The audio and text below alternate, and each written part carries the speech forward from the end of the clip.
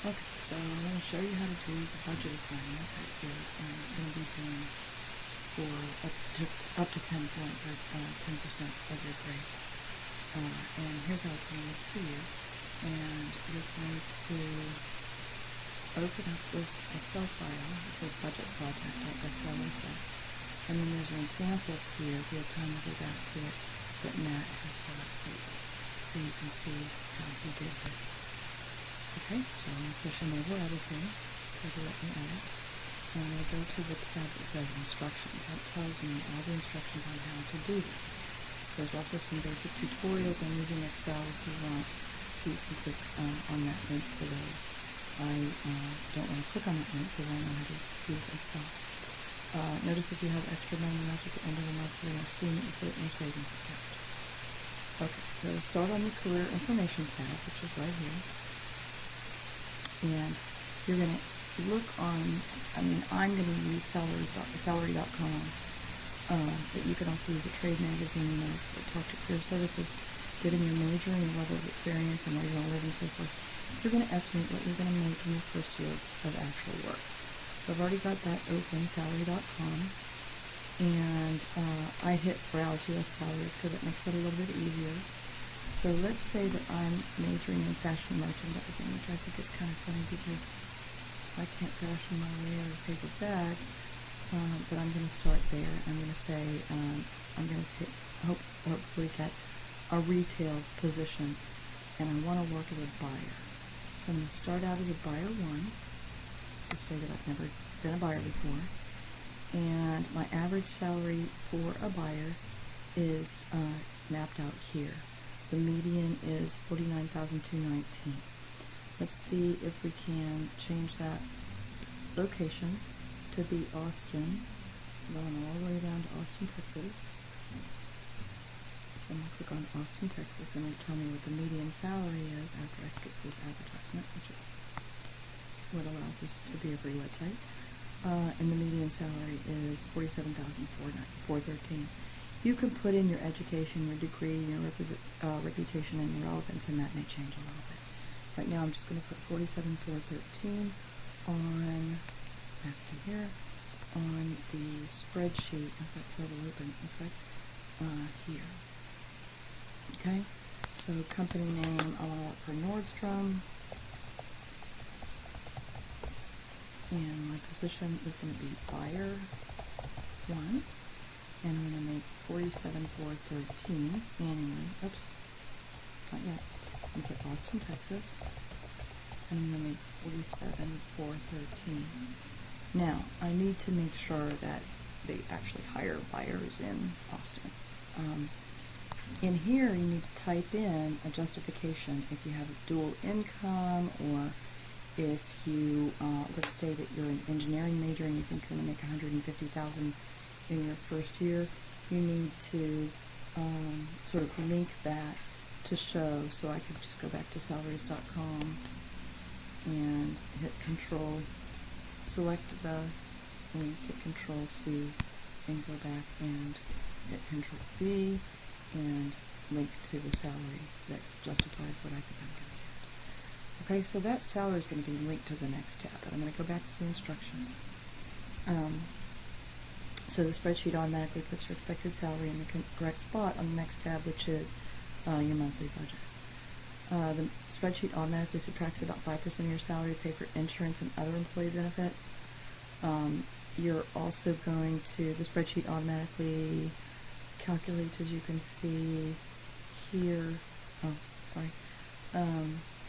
your employee benefits, it puts in 5%, your FICA tax, it automatically calculates.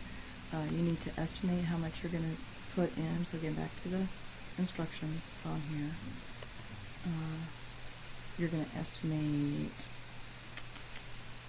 make an assumption about how much of your salary you'll contribute to your retirement account.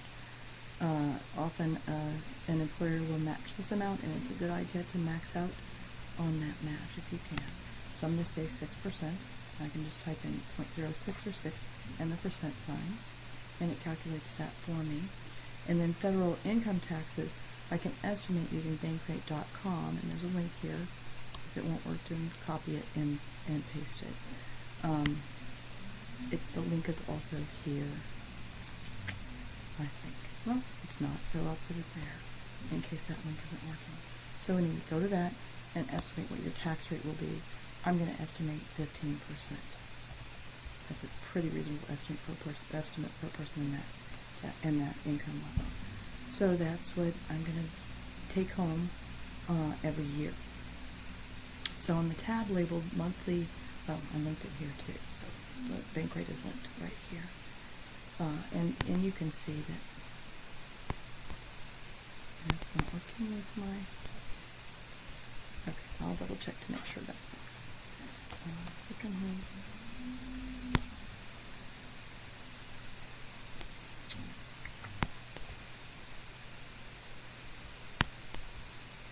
Okay, I'm going to make sure that works. Anyway, you can estimate your income tax rate. On the tab labeled monthly budget, you're going to enter your monthly expenses to come up with a budget. So if you have any questions about it, come back here. You're going to use a website like Realtor.com or local listing service to determine housing costs. You're going to estimate your utility bills based on averages in the area that you've chosen to live. So you can find reasonable estimates on the websites of the utilities for the area. I'm not going to do quite all of that right now because this video will be too long if I do that. Your car, enter the payment. If it's 0, enter 0. Otherwise, calculate a car payment based on the car you'd like to buy.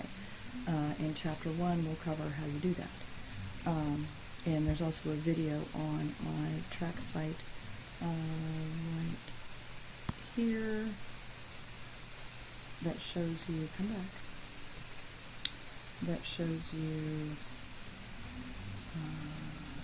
calculator manuals and instruction videos. Shows you how to do time value of money with monthly payments. So you can use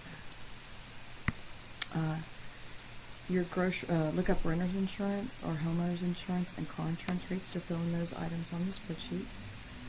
Your grocery budget should be similar to what it is now unless you have a meal plan. And estimate how much you spend every month on entertainment and gasoline. Everybody underestimates that, including myself. Be sure to include miscellaneous expenses and so forth. Okay? And then provide any justification for over here in the justification and links for any blank rows or any unusual numbers. Now you'll notice that the monthly take-home pay is already plugged in here based on annual salary expectations that you already did. So you don't have to fill in anything there. I can do, so on gifts, for example, I can put in, let's say mom and dad give me $150 for Christmas.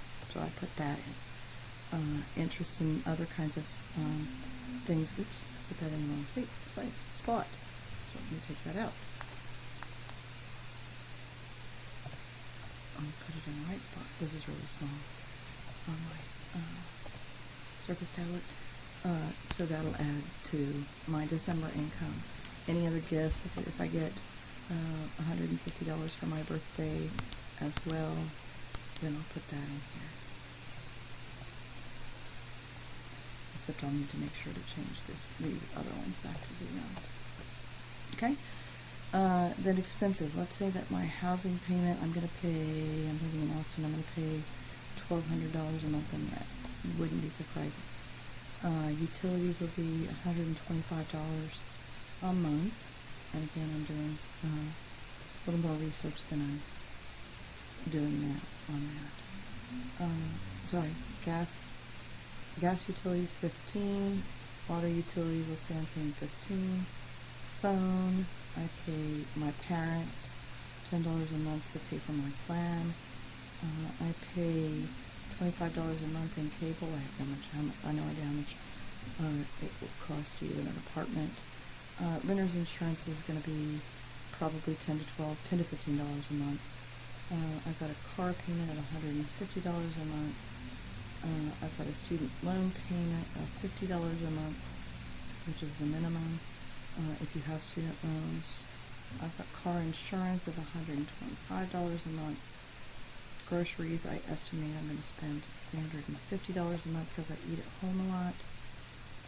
Gasoline, I'm not going to drive. I'm going to take the bus to work, so I'm going to pay about $75 a month for gasoline.